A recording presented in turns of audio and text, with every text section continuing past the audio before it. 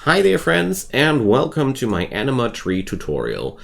I'm Icon, and this video will guide you through all you need to know about Anima Meditation, about tribal psi linking and tribal psi casting. So in the first part of the game I'll talk about the mechanical part, so how do you Anima meditate, how do you psi link your people to the tree, and in the second half I will talk about the theoretical things behind that. We're going to go into the comparison between the imperial psi casting and the tribal psi casting and draw a little bit of a conclusion about that. So let's get started. Unlike my other tutorials, I start out on the main screen because it starts all here. You will only be able to do Anima Tree meditation if your faction is a tribe. Unlike the new arrivals, the tribal start has a certain set of technologies to use and a certain kit of starting colonists. You can, although, go into the scenario editor, into the edit mode, and change the player faction there. Just keep in mind the player faction defines the kind of technology your starting faction will have. So, before we get anything done, we need to land on the planet, and I'll catch you there. Now, as we crash land now, we start with the regular background of the crash landed scenario, but like I mentioned, tribals always start with the same set of technology. If you don't like that, you can just simply add these technologies into your background while you're editing the scenario. Every map starts with one Anima tree, and you need to check out where that is. You see there's this outlining here. This marks the area where the Anima tree doesn't want any regular buildings. Anything from the structure menu or from this menu will be making the tree unhappy, which means your yields for meditating there getting worse and worse, and it's very, very punishing, so don't even build anything in the vicinity there, ideally.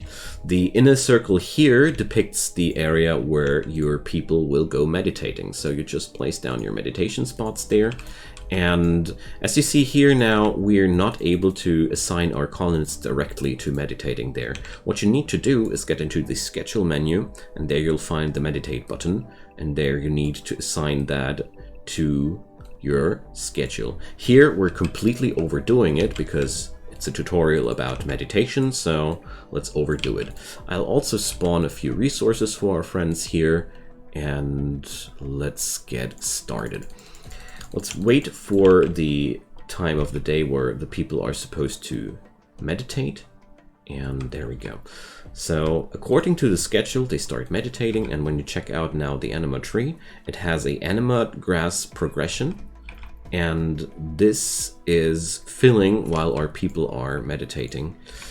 So I really don't know why blue doesn't want to meditate, but sometimes your colonists don't behave like they should. I don't know why that's actually happening, to be fair. I got that problem now every now and then, that single colonists are not willing to meditate, but I have never found a solution, but it's not that important.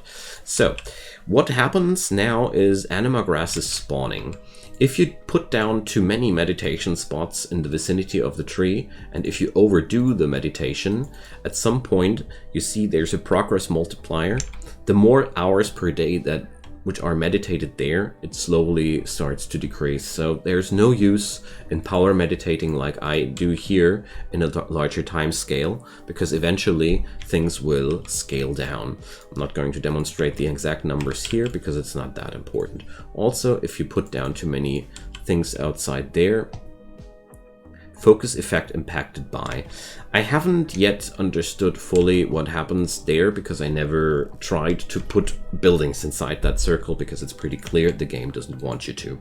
What you can do though is building up shrines, and these not only do they not interfere with your Anima tree, they also provide a place for your colonists to do nature meditation at if the Anima tree is either destroyed or otherwise not reachable.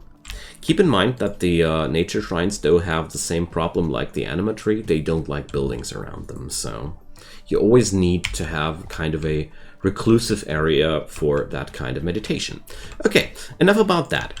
Once you have grown enough anima grass patches, to be precise, that's 20, we dev mode it up right now, you get the notification that somebody can now Anima Tree link with this one. So all you need to do is begin the linking ritual, and then they start to attune there, which takes a friggin' long time, as you see, but that's part of the program. And then your colonist is successfully Psi-linked. What that also does is that your character now has a Psi-link level of 1, and all the anima grass patches have been used up. So you have now to regain 20 more again, and then you will be either able to upgrade the existing Psi-link, or you can do a new Psi-link for somebody else. Keep in mind that these levels enable you to use the Psi trainers as well. So let's spawn one, spawn thing, Psi trainer. So let's do a pain block one, and let's do a more for vertical pulse. That's good. So let's see what Raptor will do.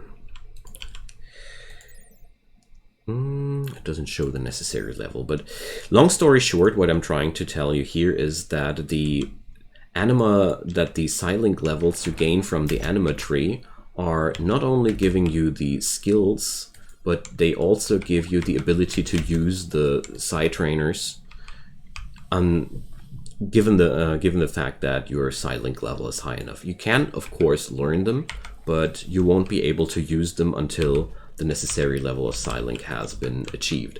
So that means every 20 pieces of anima grass, you get to either initiate a new pawn or upgrade the existing Psi-link on one of your people, and that's basically all that is to it. You need to schedule the meditation here, but there's also a neat little trick which is worth mentioning. When you put the Psi focus gain on a very high priority for your colonists, they'll also go to the meditation spot near the Anima Tree to fill up their Psi focus there, which is kind of cool because that counts as anima grass meditation at the same point.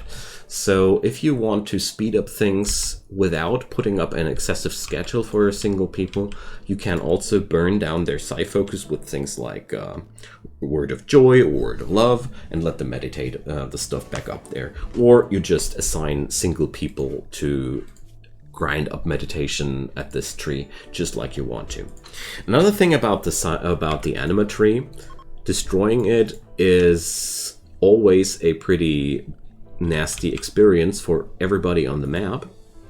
Let's do this. And you get a debuff for a long time, and you'll be obviously unable to meditate at that spot. That's why these nature shrines are really important, because they give you a chance to regain Psi focus even if the Anima Tree dies. And don't you worry if the Anima Tree will die on your map. You don't have that under control every time. It does respawn roughly once a year. So that's pretty much all that is to Anima Psi casting in comparison to the Imperial one. To anybody who's completely new to the Psi casting system, this shifter here lets you define how much Psi focus they try to gain until they're happy. If you don't want your colonists to meditate all day, you just put that onto a low thing. So there's the neural heat. Neural heat is what you can generate when you cast spells. The more you have, the closer to you go to a breakdown. But at the same, exceeding your heat limit may cause a psychic breakdown lasting days, but no permanent damage. Also, it is, well, it simply set a limiter that you're not super spamming your skills like crazy. Using these skills is quite simple. You just click them, and the descriptions are quite self-explanatory.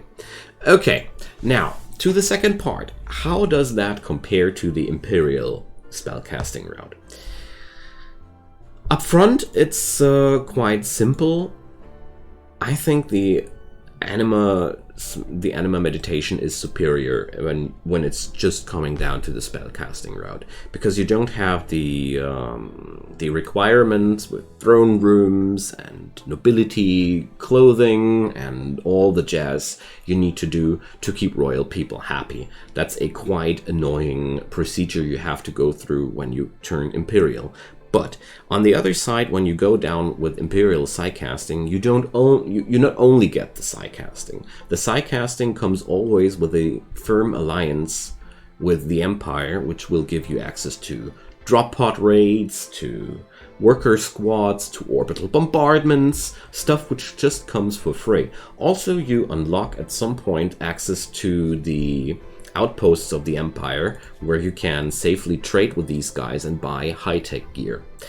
So, simply said, I personally think the tribal psycasting route is way stronger when it just comes down to spellcasting, because nobody hinders you to just power farm your one psycaster to the highest psylink level, buy all the psy trainers you can get, and you have a super mage in no time. Whereas with the Imperial way, you would need to prepare yourself in a really awful long way to do so. Keep in mind though that there are in the game such things like, where are they? There is a way to do that manually, and that's the Psylink Neuroformer.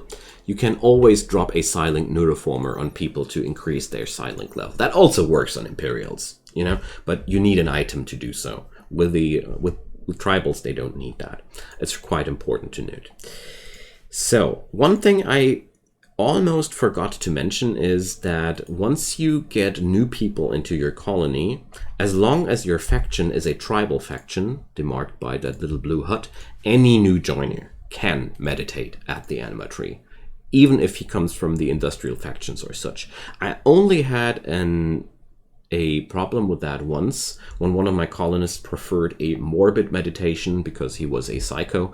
So I think if people have a strict focus on one different meditation, they can't go nature meditation. But that's all there is to Anima Meditation. I hope that was helpful for you, friends, and feel free to drop comments down below, be that questions or things you think I have forgotten here and need to be absolutely in this tutorial. Just dump them down there, because knowledge is never a contest. It's always about completion, and I don't mind completion at all. So leave a thumbs up on that video if you found that helpful, or drop a subscription on my channel if you want to stay updated with such content. You just need to turn on the notifications, and that's all there is to it. And I hope you enjoyed the ride. See you soon. Bye bye.